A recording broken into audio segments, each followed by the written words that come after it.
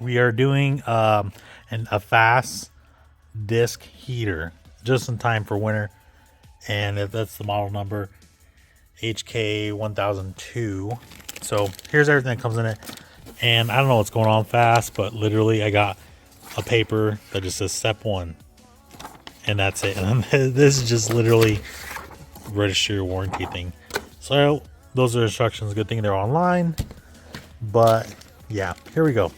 So here's all the connectors and wires and stuff and fuses, whatnot, power, ground. Here's the relay and some, I have to look online and see what that is. Oh, it's for the relay, just to kind of protect it from water, I'm guessing, because I was just looking at it, I'm like, that kind of fits like that, so slips over it. So anyways, and here is the disc that will be heating up the fuel, and then it looks like your blue Loctite, and then some dielectric grease, and all your O-rings and connectors. And this is mine, I just bought because I wanted to do a switch. So here's the actual nipple you're gonna replace, and it involves a gosh dang huge old socket. I had to go to freaking O'Reilly's and grab this and an adapter, but yeah, it's a 1 3/8. Yeah, then I had to get an adapter for a 1/2 inch female to 3/4 male, and then also an 1 1/8 socket for your stock one. So yeah, everything's here. Got my connectors and my butt connectors I'm gonna do, and also here's my switch. As always, we used billet buttons down in Australia to make me a custom switch. So billet automotive buttons. Put that sticker on, give me 10 more horsepower, and it'll light up blue. The little ring will be so it stays on, and then you turn on.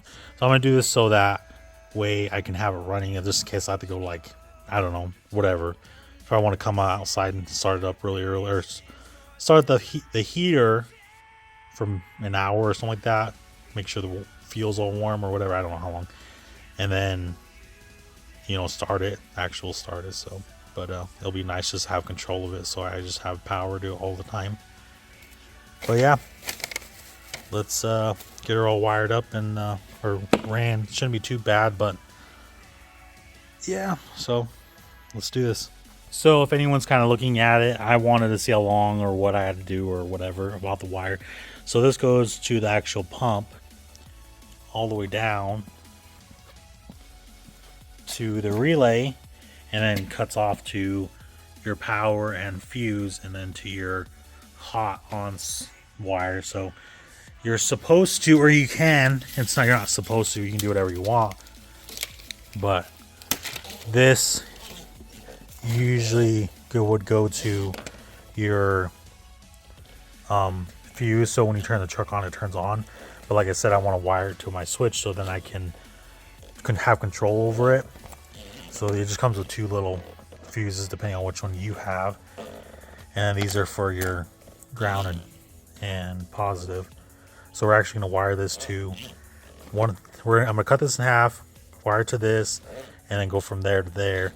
I want to put the fuse maybe either in the cab, just like below the steering wheel, so I can get to it if I do blow something, just for safety. And then, yeah, and then we'll go from there, and then it should be fine. So we got her all, I got her ran a little bit, but it's not too bad. Just kind of a pain to finagle through the firewall, or not the firewall, but underneath here. So I got it going through. It's a freaking bird's nest right there. But I just got down there and then just ran down. I'm running along the frame, so right there. And I was like, oh, do I have enough? Because I kept pulling and I'm like, oh crap. But yeah, it's got plenty because the Fass is legit right there. So, and then all I gotta do is, and I heat shrink. I took the fuse out, so if there's no fuse in here, but I heat shrink the power and thing with some marine grade, so it has some of this stuff right there. We're gonna hook her up to that box where my Fass is actually hooked up to, and ground and stuff. And then This is gonna be the worst part though, is trying to get this wire into the cab. But I might wire it up to the switch to see if it turns on, like before I get all like set up and everything, so I know it works. So I don't want it to take everything out and redo it. So yeah, let's do it. All right, so I use an extension onto my 1/2 inch wrench, and we're taking this off now, which I already have it. So I don't know where my hand's at, but yeah, we're just gonna take her off now. Unscrew her.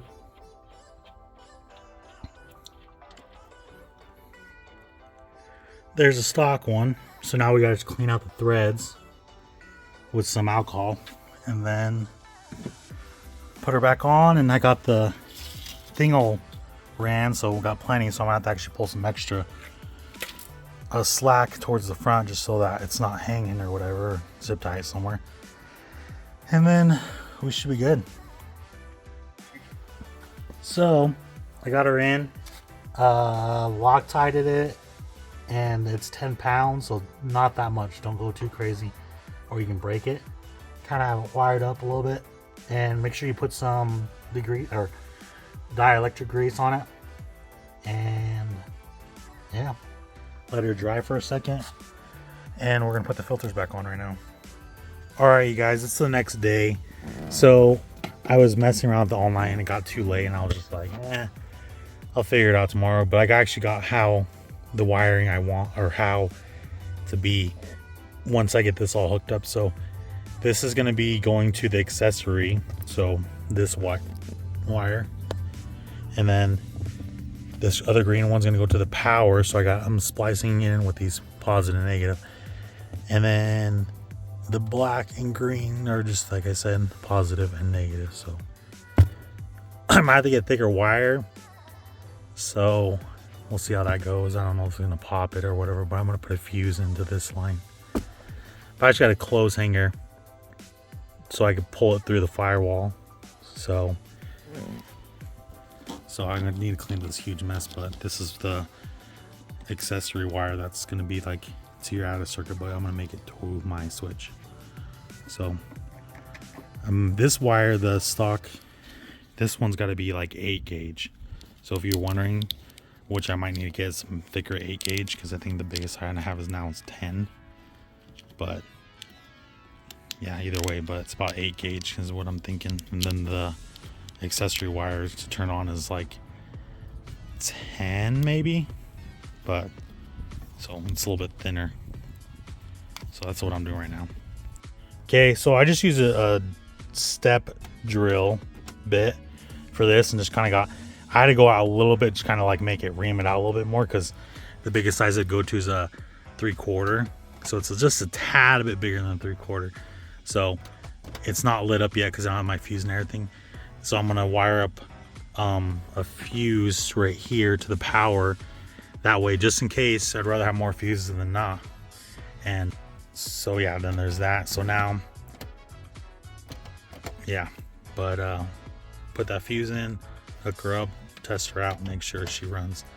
But that way it's just kind of right there. It's not anywhere else, but it'll be dark, it'll be really blue and stuff. So I like it. All right, guys, what's up? It's cold, it's freezing. There's ice on the thing. So I got the thing hooked up. Let's see. Cool. So I come out here to turn it on, let it run for a little bit, and then I'll remote start my truck so the fuel's hot. I don't know if you can even hear it or anything. I don't know. Right now it's only 17 degrees, so it should be working, but I'll let you know here in a minute and see what it does, or how it does, or whatever. And I also got one of those heat gun thingies, and it couldn't measure it, like the temperature, but when I felt it before, and I think I put it in the video before. I can't remember, the video's it's been so long since I updated, but it was cold. It was like really just cold metal. And then after I drove it for an hour to work and stuff, it was warm, and it shouldn't have been that warm. If there was nothing there, it should have been like cold. But it was warm. You could definitely tell it was working. So I had the thing on for about a week-ish, and it's actually been, I don't know, might be a placebo effect, I'm not sure, but it seems like it ran pretty good. So it's not been too cold, but there's been mornings where it's been like 30-ish. So, and it seems like when I turn it on, I let it run for like maybe 20 minutes, or I start my truck, and it seems like the truck runs a little bit like smoother, if that makes sense.